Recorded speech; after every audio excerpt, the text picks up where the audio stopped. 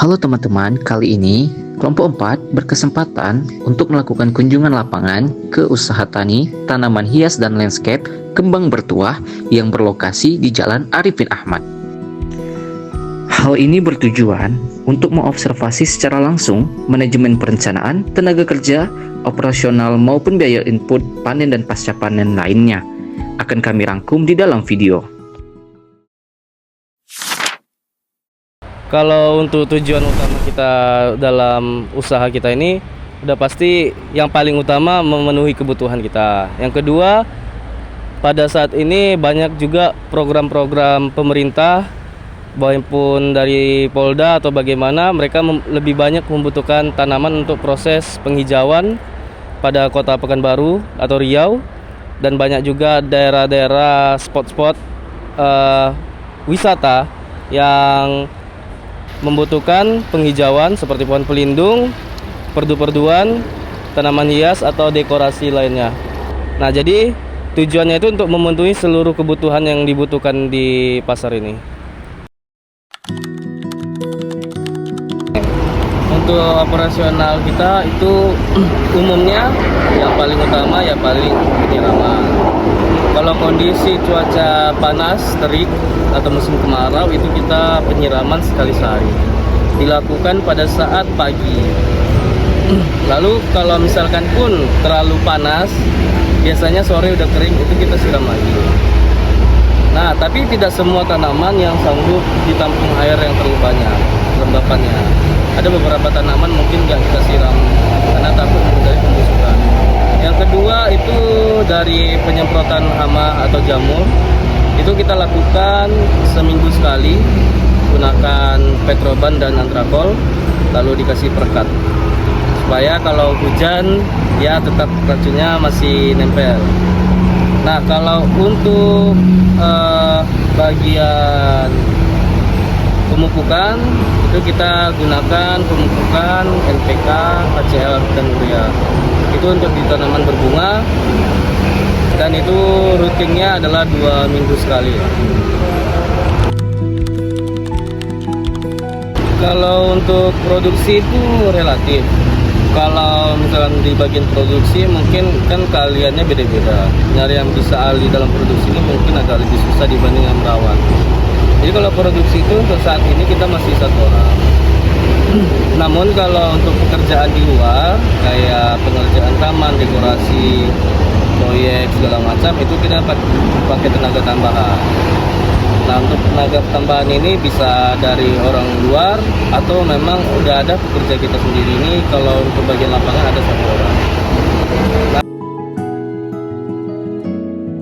kalau untuk kita menggunakan media sudah pasti tanah.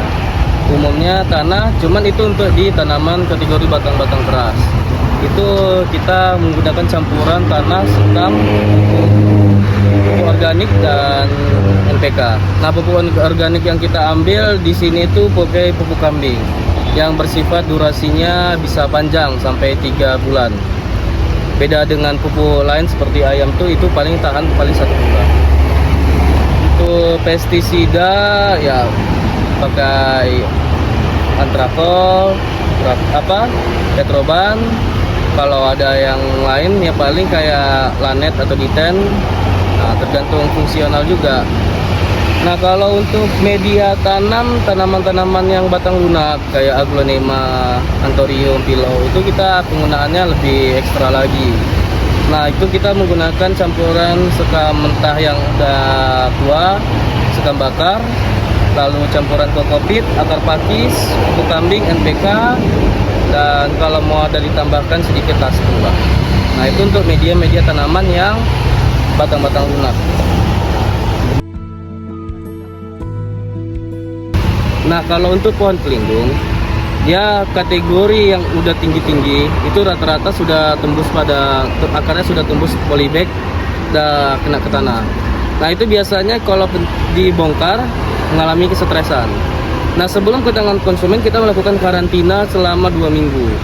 Dan ada juga tanaman yang udah berakar, namun bentuk tanaman itu belum sempurna, seperti daunnya masih kurang banyak, kurang rimbun. Nah, itu kita proses lagi. Nah itu kisaran mungkin kurang lebih 1 bulan lah.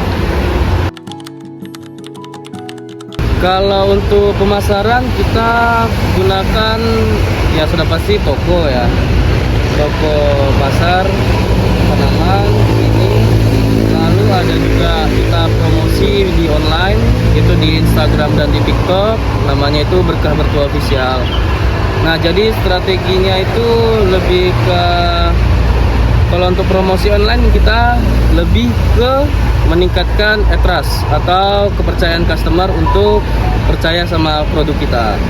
Nah jadi mereka melihat bahwa kinerja kita tuh dari promosi di online, kita sudah kerja di mana, kita sudah proses penanamannya udah kemana. Nah, mereka lebih meningkat lah kepercayaannya kepada kita.